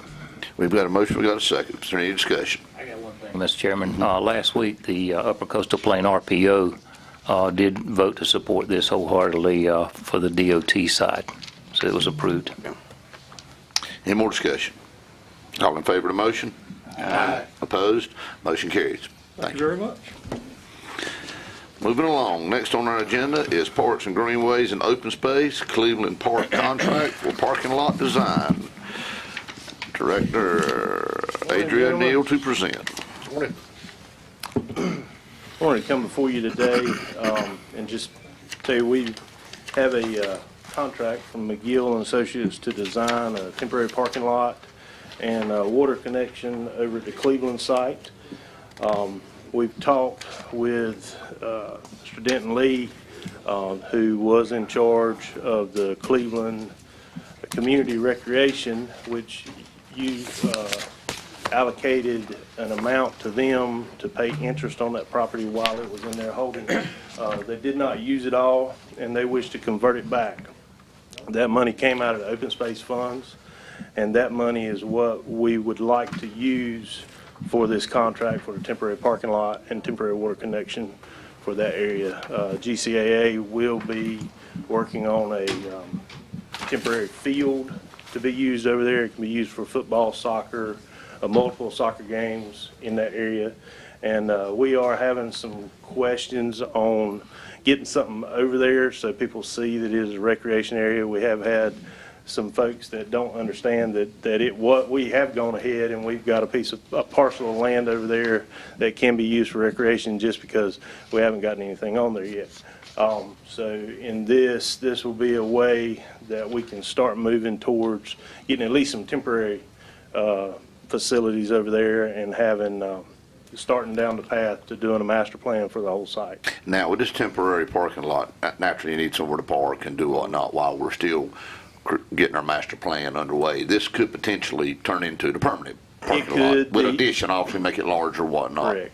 The plan that was drawn up initially by that group, this parking lot is in the spot that it would have been, but right now, it's not going to be a paved parking lot. It's just a gravel parking lot, and that way, if it doesn't end up being the spot, all we got to move is rock. We don't have to dig up asphalt.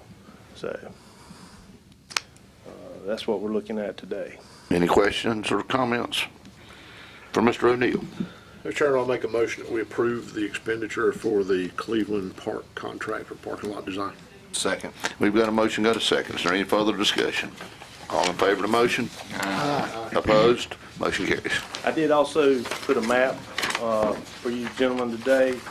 This is for an event at 4:30 this afternoon. It's East Coast Greenway along with the Cycle NC.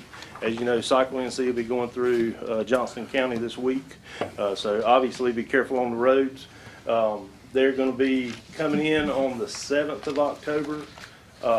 And it'll be school pride, so you'll see them wearing NC State. Well, I say NC State first, but you'll see them wearing NC State and other things. And then when they leave on the next day, they'll be wearing red, white, and blue. So they'll be over at SRAC that night. Just kind of, like I said, be careful on the roadways if you see them out and about. Could I add to that? They'll be coming in from Highway 70 on the Durbin-Stevenson Parkway, I think, and spending the night at SRAC. The next morning, they'll be going through town and going out Brogden Road. The first rest stop out there is at the convenience store across from the fire department. I'm looking for volunteers. I'm in charge of that rest stop, so I need some volunteers. The event tonight is East Coast Greenway. They put all new signs up on the East Coast Greenway, and it's local. It's at the J.C. Park, Kitty Park, which is right down the street. We'd love to have you gentlemen. It's at 4:30 tonight. Mr. O'Neal, any idea of the number of participants from Johnston County? I know of one from Clayton. Didn't know if you knew of any others. For the NC cycle. I do not know. It's a very large event. I know when I've been involved with it in the past, every area they come into, they flood. It looks like ants and them coming in, and they have a good time, and they are very they're not worn out when they get here, which surprised me because they've ridden 70 miles on the way, and they got a 70 or 100 mile ride the next day. So they're very, very fit and very ready to go when they get here. They will spend some money when they get here because most of them are in good shape to partake in the towns they stop in. Local insurance agent, it will be riding with them. Okay. Yeah, I was going to say, Elwin Anderson is in that group, so listen, wish him safety and see him soon. Oh, yeah. Yeah. Thank you, gentlemen. Thank you. Thank you. All right, next on our agenda is Solid Waste Services, Solid Waste Disposal / Convenience Site Study Update. Call on Director Rick Proctor. Good morning, everyone. Thanks for hearing us today. We're here to give an update on the study. I'd like to introduce Mr. Vance Moore. He is our consultant for the study, and after he speaks, we'd be happy to follow up with any questions you may have. Thank you. Welcome. Thank you very much. Good morning, or good afternoon, I guess, now at this point. Let's take this off for a second. So we're in the midst of doing this study, and I have a few questions that may be prevalent to it, and generally just like a reporter, what, where, when, how, and why are those types of questions. And I would start with why. Why are we doing this analysis? I mean, it's obvious that you're looking at getting rid of the sticker program, or an option for getting rid of the sticker program, but there may be something more to this analysis than just that. So some feedback on why we're doing this analysis. You know, who are we doing this for as far as the users of the facilities, the convenience center sites? Are they for people, right now, they're the ones who purchase the badges. If you don't use the stickers, if you don't use stickers, who will be using these? Who do you intend to be the users of these facilities? Then you have to ask yourself, what services do you plan to provide for those users? What materials are you going to handle? What hours of service? What days of the week do you intend to provide these services? And where do you want to do these sites? Do you want to use your current sites? Do you want to get rid of some sites? Do you want to add some sites? Do you want to move some sites? All those they're all interrelated. And then when when do you want these changes to be implemented? You know, when will the new system take effect? And then the final question is how? How do you want to pay for this new program if you're going to move away from your sticker program?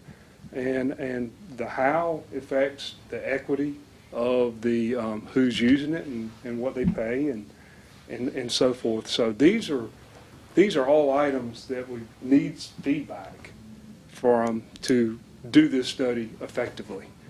And so we've relied quite a bit on Mr. Proctor and his staff for some of this feedback, but I believe we're doing this at the request of this board, and the board's input on this will be very much appreciated. And that's all I had to say at this time. I'm happy to have any questions. Well, I guess one of the suggestions, I know with 7 board members, and as noted earlier, trying to get 7 to agree, I'm sure all 7 view this in a different manner and could answer all that in a separate way. I think probably the most effective way, without taking up a whole board meeting, well, maybe 2 at a time, commissioners, maybe meet with your group and just what's important to them with what you just said, then maybe formulate whatnot. Would that be any other ideas? Well, quite frankly, I thought that was why we engaged a consultant to help guide us through this stuff. But I would say this, since I've been on the board, in my 3rd term now, if I had to list all of the things that when I'm out in the community, interaction with citizens, the top thing that they've mentioned to me is get rid of those stickers. Yes, sir. That's the #1 thing. Now, how we replace it, that's why we wanted to rely on other people's expertise, looking at other counties, how they're doing it. You know, it's not reinventing the wheel. I don't know of anybody else that's been doing it exactly like us, but I think that's where we're at.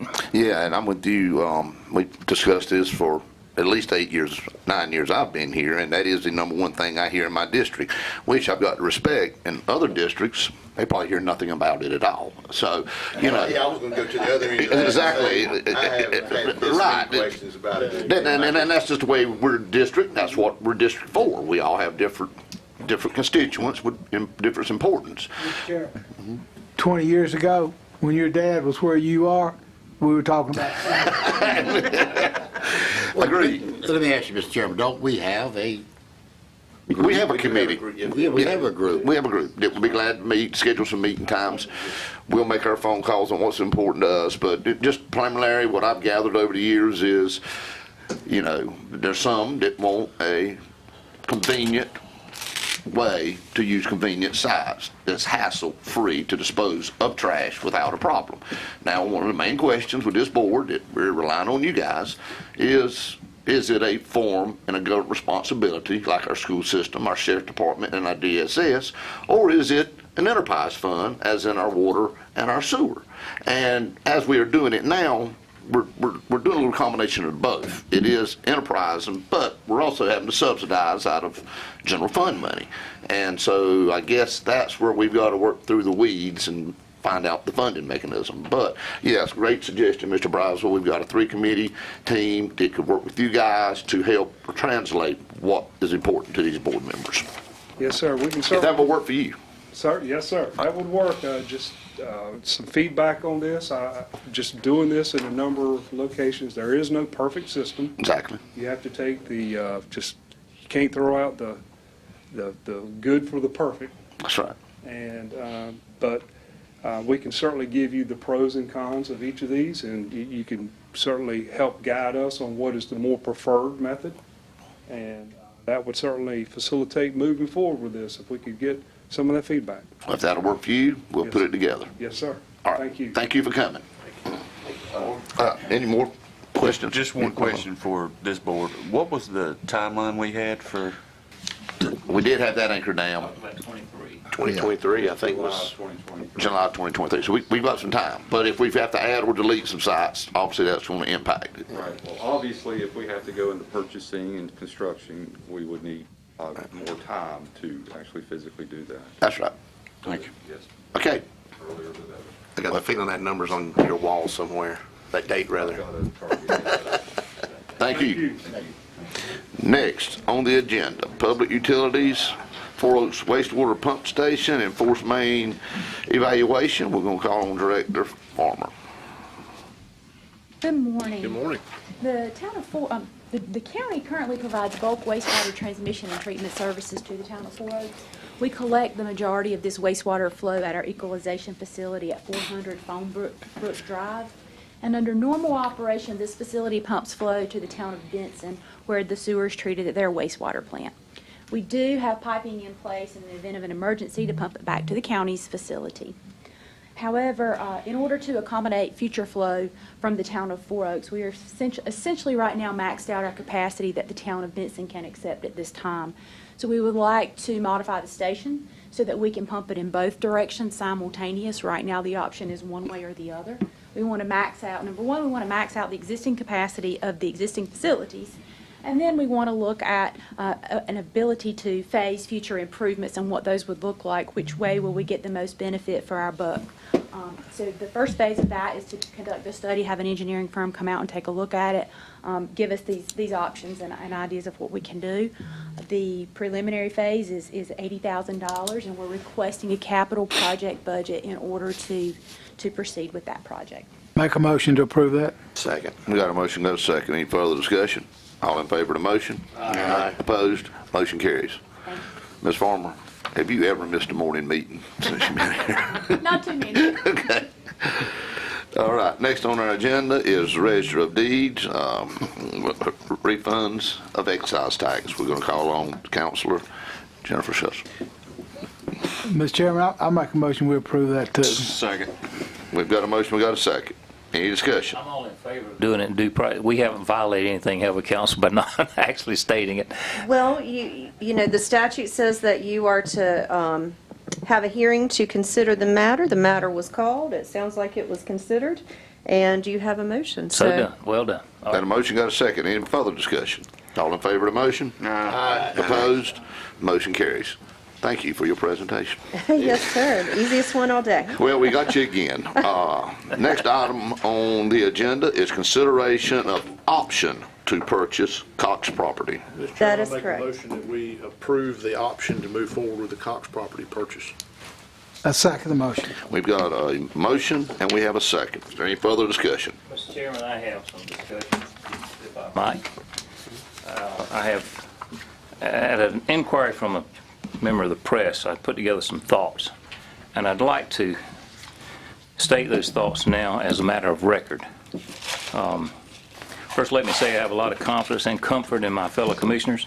We all generally share common conservative values and all have a strong sense of duty towards Johnston County and its citizens. Maybe my many years in banking has jaded my view on this issue. When we purchased the land for the detention center, we all felt good about the situation as it afforded a good location for the center. There was much controversy over a previous site. Of course, we all remember working through that. And the fact that we had many possible options on the remaining land for other county building needs. You know, we own property now across the road and diagonally across 70. We all recognize that it would be good if we could purchase a small mobile home park next door to the eastern side of the land. We didn't really need the land, but thought it would be a good buffer for that type of facility. We confidentially inquired of the price, and I'm having trouble with my glasses, and found out that we could purchase the property perhaps for $450,000. The owner-seller was receiving rental income and felt that was a fair proposal to give up that income stream. When I saw the price, my first thought was, this land's not for sale to us. Not to an entity that is not interested in operating a small mobile home park. I still do some part-time work for my previous employer, the bank, in an area of real estate evaluations. I'm not a licensed appraiser, but I have had a lot of experience with and training in that area, some 35 to 40 years. When we discussed in closed session, it was suggested we get the property appraised, which we did. The appraisal only appraises as income-producing property, and that's not wrong, because that's what it is. That's the income, the property's highest and best use. The appraiser indicated a high value in the appraisal that would justify the proposed purchase price, and I agree with it. If the owner is giving up future income, he must receive adequate present value. But from my perspective, the appraisal has no validity for our intended use as a buffer. It appeared to me that we should have requested a value for the land, just land, east of Smithfield. The appraiser cited several recent land sales and some not so recent from $10,000 per acre and less to $37,000 an acre for a corner lot on Highway 70. In my own investigation, I found prices in a wider search around Smithfield of prices from $5,500 to $49,000 per acre. We recently purchased our detention center land next door to the subject at $20,000 an acre. The purchase price for the subject property is $77,000 per acre. Now, I can see if that's part of a grander plan and it's a critical part of, of our overall site. But we have no defined or proposed use other than it would be a good to own it. And I agree, it would be good for the county to own it, but at what price? In the grand scheme of things, $450,000 is a small part of the operating budget of this county. So why the big pushback on my part? The board members are all members. I mean, we all say that we're members of we're here to look after the taxpayer's dollar. And we all tout our conservative approach to taking care of them and saving the taxpayer money whenever we can. If we truly need this land, we need to buy it. But we only want it. And if we can buy it with public money, then we need to do that. No, I don't think that's the right approach. We need to live by the principles we're supposed to be upholding and save money wherever we can. It won't change anyone's life if we buy this, except the seller and the people living in that park. My problem is it smacks of what we witness so many times in public leadership. When we try to justify an action, we've convinced ourselves it's good and proper. I will admit we cannot govern by popular opinion. We must make hard, unpopular decisions, often. I guess our division is between seeing this as a hard, necessary action for the eventual good of the county or a waste of taxpayers' money. If we don't move forward on this proposed purchase, in 20 years it may be seen as something we should have done way back in 2021. But I must stand by my conservative values. Whatever the outcome, our board will work together and iron out our differences for the good of Johnston County. So towards that end, I realize $5,000 is not a big deal on the option, but if we could all agree that we don't really need to buy this land, we don't need to waste $5,000 on an option. If we're on the fence, and we may well be, then maybe an option is a good thing to determine if it's suitable, if the soils are suitable, and that sort of thing. But again, nobody can show me why we need this land. If we're trying to look for a purpose of it, we've got land across the side road, we've got land across 70. So I think it's not gross, it's not a big deal. But for our taxpayers out there, $450,000 is a lot of money. Mr. Chairman, could I address this also? With all due respect, Commissioner Godwin, let me review this from three perspectives. Number one, what's legal? What's the legal way to look at buying this property and what it's worth? Number two, economically, what did our appraiser say? And number three, what kind of use we could put this property to? From a legal perspective, the dominant case on income-producing property is in the matter of Blue Ridge Malls, which was a case decided in 2011. And I'll just read a little bit about what that says. NCGS 105-317 requires that appraisers determine the, quote, true value of real property as those words are defined. The words true value shall be interpreted to mean the market value. That is, the price estimated in terms of money at which the property would change hands between a willing and financially able buyer and a willing seller, neither being under compulsion to buy or sell, and both having reasonable knowledge of all the uses to which the property is adopted or for which it is capable of being used. So, in appraising the true value of real property under NGCOS 105-317 has been interpreted as authorizing three methods of valuing real property: the cost approach, the sales approach, and the income approach. NCGS 105-317 expressly directs that consideration be given to the income-producing ability of the property where appropriate, which is what we have here. Obviously, this is an element which affects the sale of properties, the purpose of which is the production of income. An important factor in determining the property market's value is its highest and best use. It is generally accepted that the income approach is the most reliable method in reaching the market value of investment property.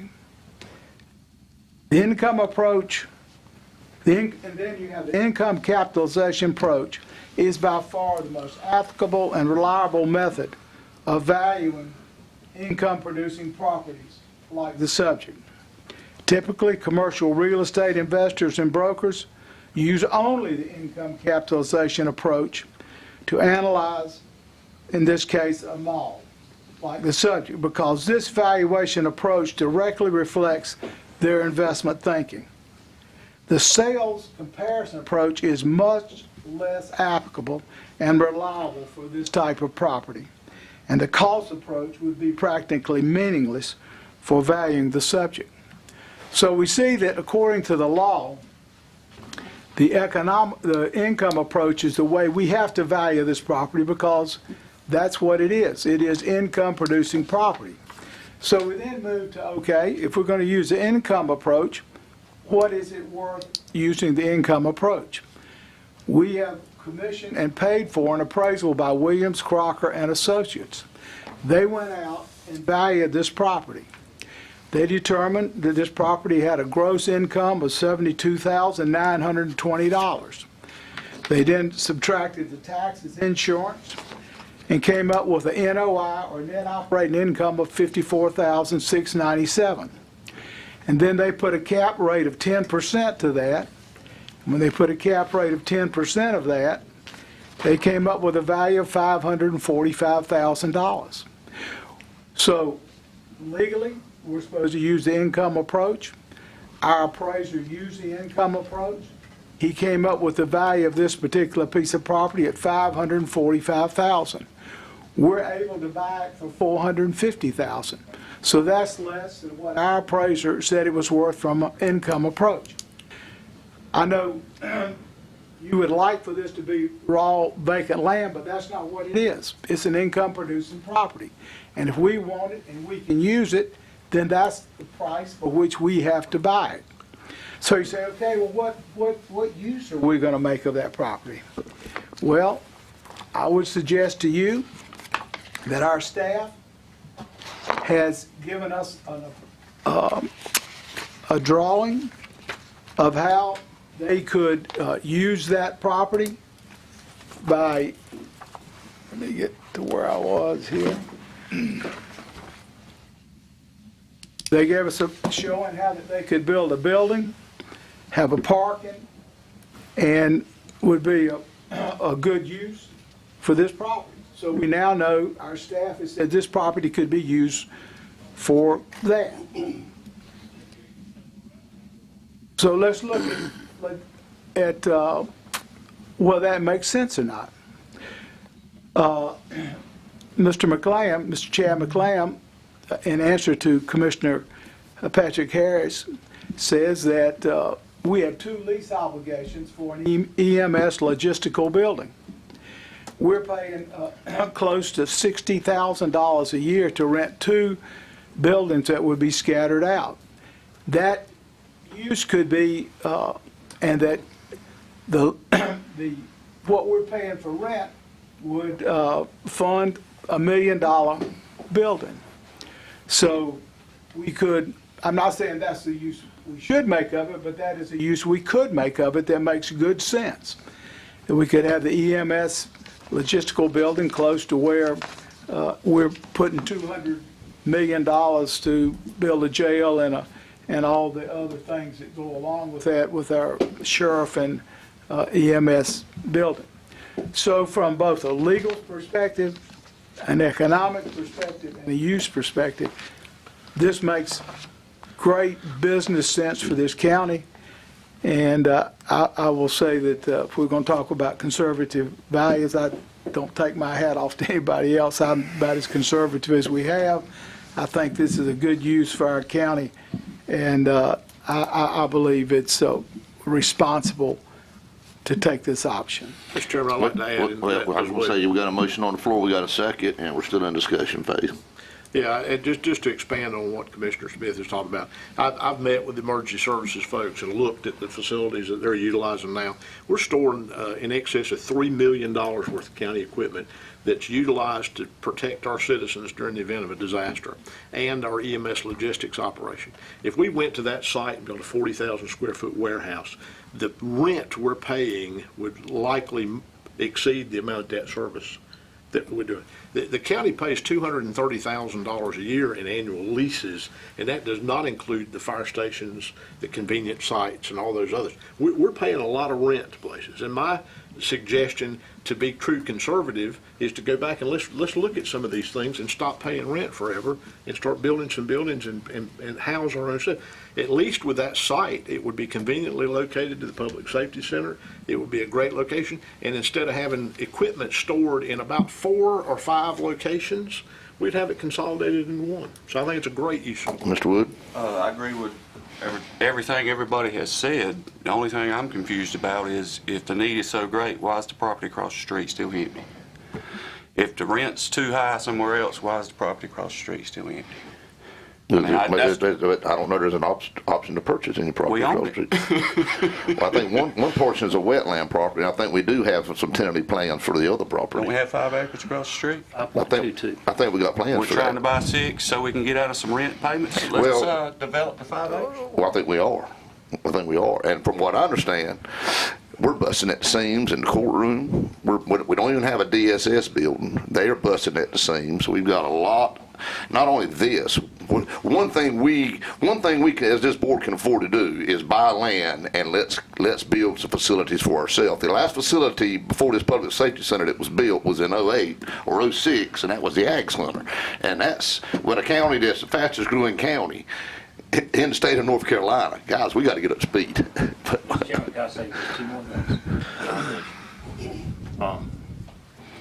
things? We've got a use for this, and we do. I agree with everything that Commissioner Harris said about needing a place to store that stuff. But we've got land to do it. And if we don't have land to do it, if we need it that bad, we can buy land at less than $77,000 an acre. The other thing is, previous chairman, Jeff Carver, always said, let's look at a return on investment. Now, everything Commissioner Smith said is true. I don't disagree with anything he said. But one thing it doesn't incorporate to me is a lot of common sense. We're going to trade $450,000 taxpayers' money for an asset that 2 years from now will be worth $145,000. That's at $25,000 an acre. Okay. All right, Mr. Chairman, I'm going to get soon to call for a question on this thing, but I'm going to support the motion. However, with supporting the motion, I'm going to say, okay, we've done this, so also now is the time to look what we're going to do about DSS overcrowding in that building. And the chairman said we haven't done anything building, so I'm just going to say I do support the motion, but I'm also going to say that it's time we look moving at the capital improvement plan for the DSS building. Absolutely. That's why we adopted the utilization of a space study. That needs assessment is going on. So when that information comes back, then I wholeheartedly agree we need to move forward with it. And let me remind, and I know it's getting ready to be called to question, but let me say this. We are voting on an option, and you clearly stated that. This is just an option. Dynamics can change before we have a final vote on purchasing the property or not, and we stand to lose $5,000. So you can see where this board's at. A lot of good points on both sides, and I know what it's going to take for me to, I'm for the option, but I know what it's going to take for me to get to the purchase, and that is an identified use.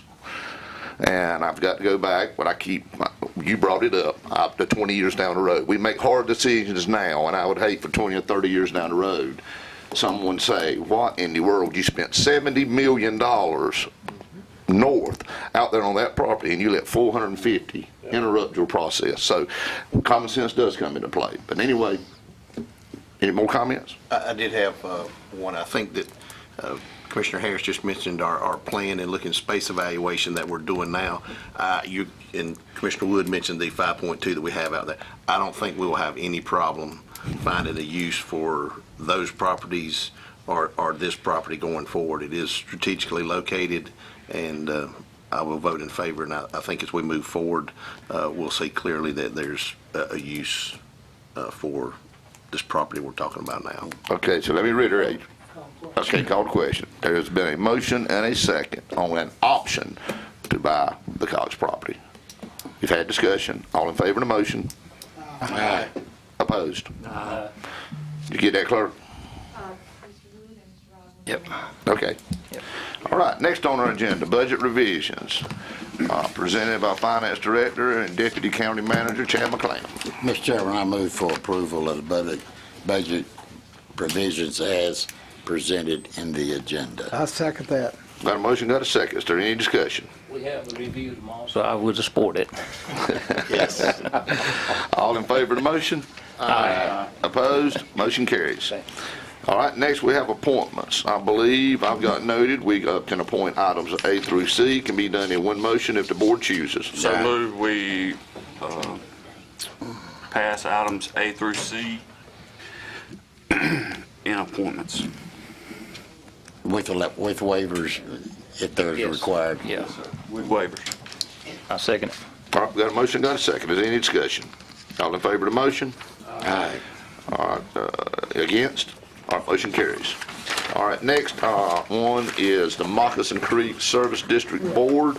We have 2 applicants for 1 position. You have your ballot at your table. Fill out the ballot, sign it, and the clerk will tally the results, and I will announce them. Couple that's still out. Okay. I got it. And I'll announce the results at our 6 p.m. meeting. Is that correct, clerk? Yes, sir. Okay. Okay, Ms. Andrews, delinquent tax report. I'm not going to be rude, but I can say good afternoon. I will keep this very brief in front of you. You have the August collections report. As you can see, collections are keeping a nice pace for this time of year. And if you look at registered motor vehicles, they are ticking up. If you compare year to year or month to month, we are in excess of 15% ahead of last year. I'll be happy to accept any questions.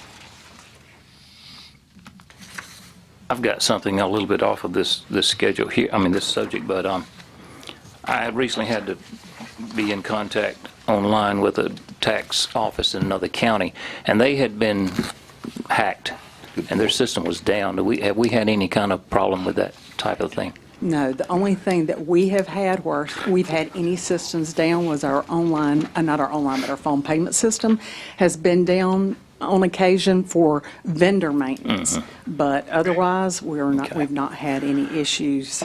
Yeah, they were in a tough way over there. Yes. Some of my my counterparts in other counties have expressed some concern, and yes. They were down for several days. Yes. Okay, any more questions or comments on our tax collection report? No, thank you. Thank you. Next on the agenda is manager reports and comments. I do think we have a list here. Yes, sir, Mr. Chairman, board members. I'd like to split these with Ms. Slusser, if I may.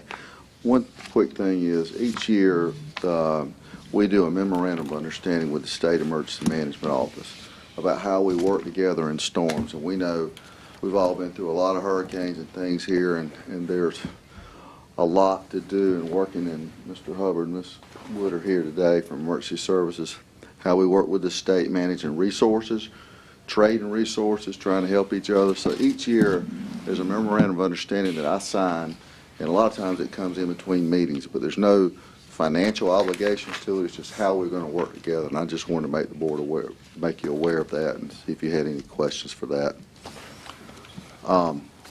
If not, the other thing is, we had the board authorized a water and wastewater regionalization study, and that deadline ended. We had 2 proposals to come in for requests for qualifications, and if there's no objections, we'd like to extend that for 2 weeks. Any objections? Don't look like it. Okay. And that's all I have. Ms. Slusser has a few things. But they appear to be okay with the memorandum of understanding, so. What's that? With the state. I said it appears that the board's okay with. Oh, yeah. Memorandum of Thank understanding. you very much. Ms. Slusser?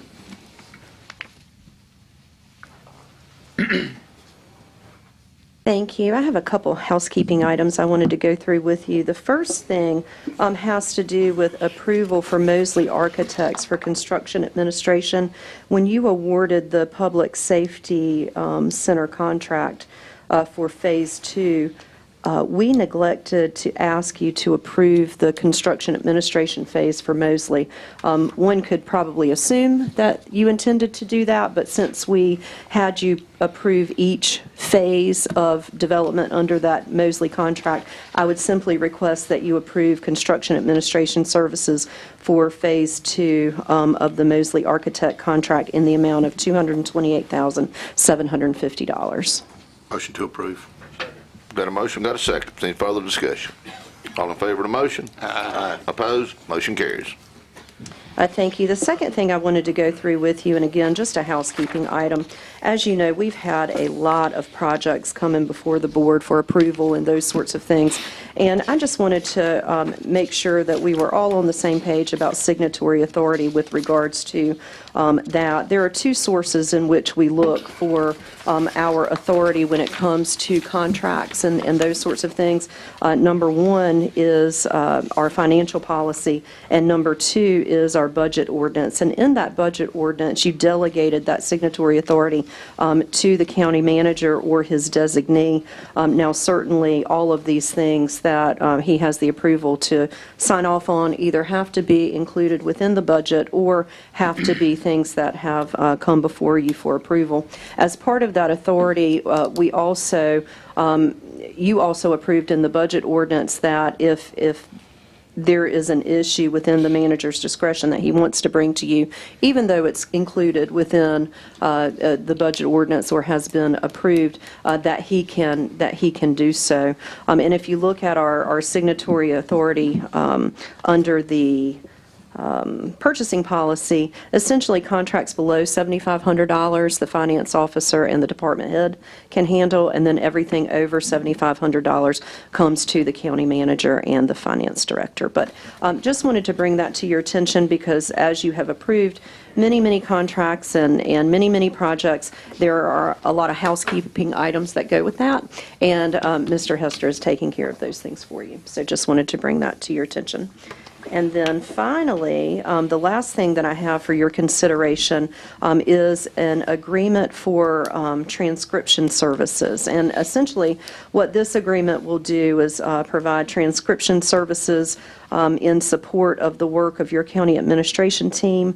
What this proposed contract does essentially is allows a contractor to help us with the transcription of our meeting minutes and those sorts of things. The way that this contract is modeled after some contracts in some other counties, and the way that the payments would work under this is $90 per recorded meeting hour. So if your meeting is a 1-hour meeting, it's $90. If it's more than that, it's $90 per hour. So it's not the time actually typing, it's the time of the meeting, the recorded meeting. And that's open and closed session. we are going to handle the closed session in-house. Okay. We would prefer to do that, but this would be for open session, and we're going to give it a trial run to begin with, where we're going to have the morning meeting minutes done, and the third meeting of the month minutes done. We'll keep the planning minutes in-house to begin with, just to make sure that that we're happy and that the contractor's happy. Planning board meetings? No, the planning meeting, the rezoning meetings that you have. Okay. Yes, your meetings. And we anticipate that this contract for a year's service will not exceed $10,000. You needed a motion, don't you? Yes, sir. Mr. Chairman, I so move to accept them as presented by staff. Got a motion, got a second. Any further discussion? All in favor of the motion? Aye. Opposed? Motion carries. Thank you. Is that all? Yes, sir. All right. Next on the agenda is board reports and comments. Board members, have any reports from your committees or any comments you'd like to share with the board?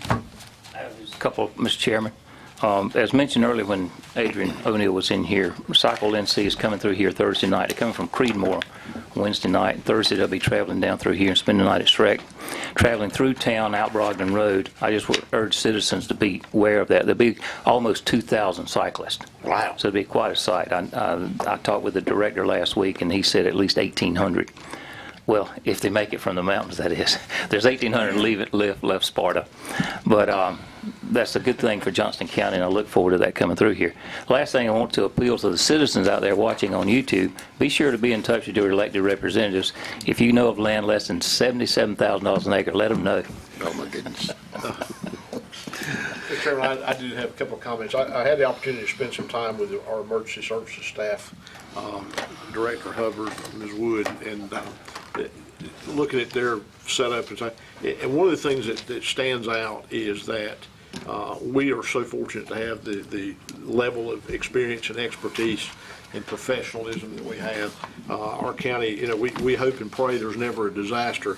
And the old saying goes, you plan for the worst and hope for the best. But we have a great team in place that is very capable of handling the disasters and emergencies that would affect our citizens. And I also want to thank our staff, the county manager and the attorney and Paula and Dana and all the folks that were. Never a day goes by that you need information that they're not immediately on it. Mr. McClam and his finance group, I just want to thank them publicly for all their work, because there's a lot of moving parts here. And I'm going to follow up on the emergency service. Yes, when we've had a chemical spill on 95 or the floodings that we've had, if you get the opportunity as commissioners, I think we all have at some point in time dealing with our own tragedies and family during those events, but go to the emergency service facility where they've got the TVs and the monitors and the update, and I mean it is something very, very, very modern and impressive. So yes, good point. Is any other comments? One more question, I guess, for them is I don't know when it'll be appropriate, but could we get an update on the fire study as it's and kind of where that is at some point in the next month or so? Yeah, I can help you with that. All right. Okay. Is there a need for a closed session? Yes, sir. I move that the board go into closed session for the purpose of consulting with an attorney employed by the board in order to preserve attorney-client privilege pursuant to NCGS 143-318-11A3 to discuss matters related to the location, expansion of industry or other businesses in the area pursuant to NCGS 143-318-11A4, and to establish or instruct staff concerning the negotiation of the price or terms of a contract concerning the acquisition of real property pursuant to NCGS 143-318-11A5. Second. Got a motion, got a second. Is there any discussion? All in favor of the motion? Aye. Opposed? We are now in closed session.